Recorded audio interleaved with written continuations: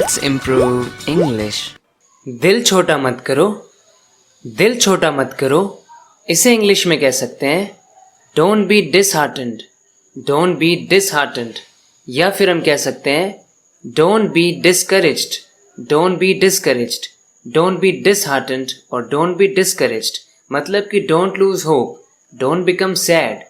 Things will be fine, everything will be all right, don't worry, don't be disheartened. इस तरीके से आप कह सकते हैं.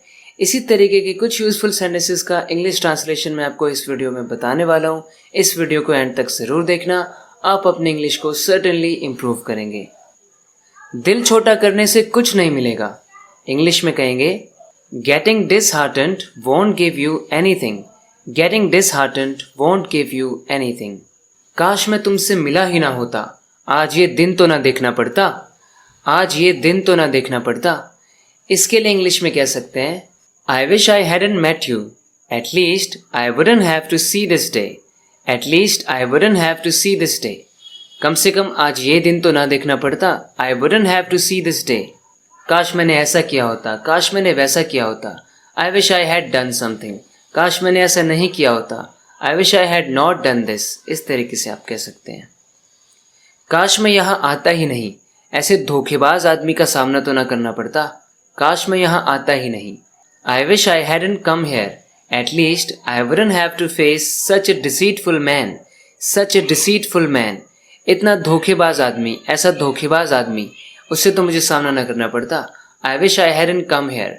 जब भी आप ऐसा कुछ कहना चाहते हैं कि काश मैं ऐसा करता, काश मैं ऐसा ना करता, तब हम कहते हैं I wish I had done something, I wish I hadn't done something. भगवान की दया से मैं बच गया, भगवान की दया से मैं सफल हो गया.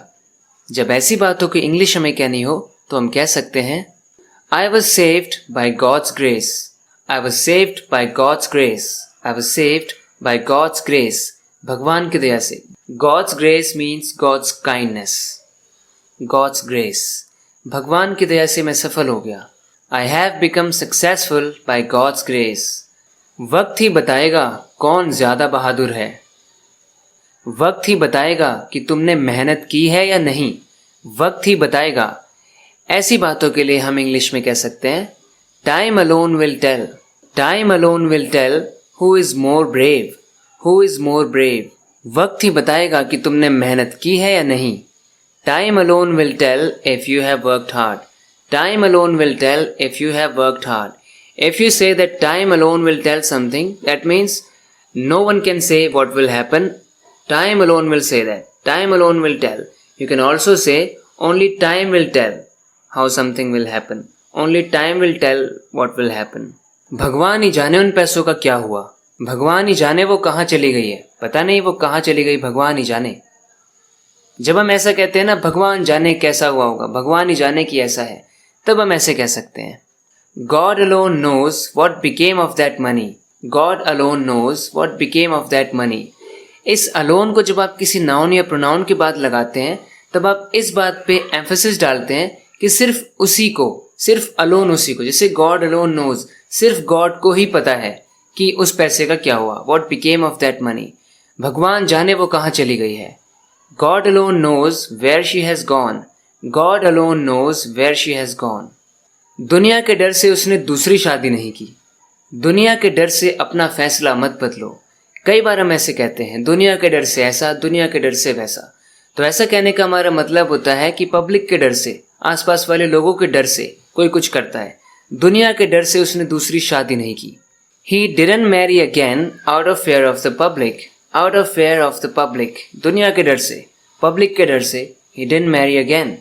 दुनिया के डर से अपना फैसला मत बदलो. Don't change your decision out of fear of the public.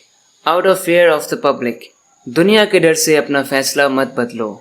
मैं किसको अपना दुख सुनाऊं, किसको अपना दुख सुनाऊं. इंग्लिश में कह सकते हैं To whom do I express my despair? To whom do I express my despair?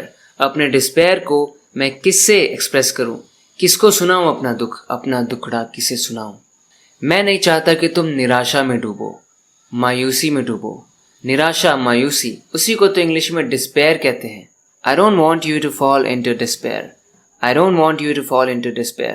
That's it for this video. मैंने कुछ यूजफुल स्ट्रक्चर्स आपको बताया कि किस तरीके से कुछ बातें जो हिंदी में हम कहते हैं उन इंग्लिश में कह सकते हैं। इसी तरह से इंग्लिश सीखने के लिए, अपने इंग्लिश को इम्प्रूव करते रहने के लिए इस चैनल को सब्सक्राइब ज़रूर करना अगर आपने अभी तक नहीं किया है तो। Thank you very much for watching this video. We'll talk in the next video lesson. Till then, take care and bye.